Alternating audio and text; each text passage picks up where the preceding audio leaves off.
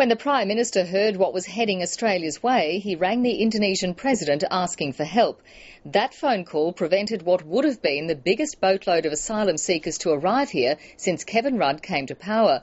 But while the Indonesian Navy was detaining the 260 Sri Lankans on board that boat, others kept on coming. Today, another one made it into Australian waters.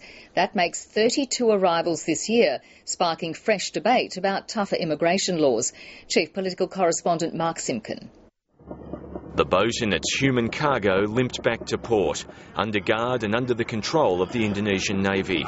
There were 260 Sri Lankans on board. Our task now is to bring them here, give them medical aid for the injured and helping the pregnant women, the sick and the kids.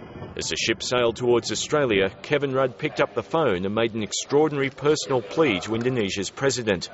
Soon after, the Indonesian Navy seized the asylum seekers. This is part and parcel of the good relationship between the two governments and the two head of government in this regard. If the boat had reached Australian waters, the asylum seekers would have been detained on Christmas Island, stretching the facility to breaking point and likely forcing the government to move some people to the mainland. I make absolutely no apology whatsoever for taking a hard line on illegal immigration to Australia. The tough talk isn't deterring the people smugglers. Just last night, the Australian Navy intercepted another boat near Ashmore Reef.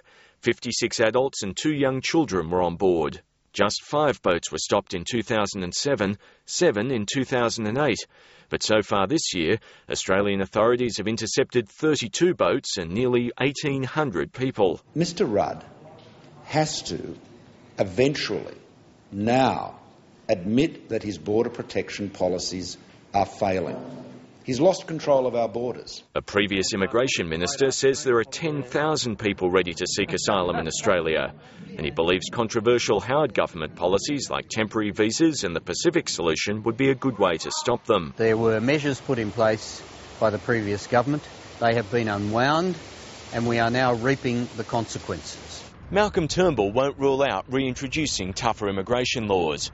He would have seen the latest opinion poll that suggests more than 3/4 of Australians are concerned or very concerned about asylum seekers. A phone call fixed one problem, but dial-up diplomacy won't solve the regional unrest that's fueling the surge.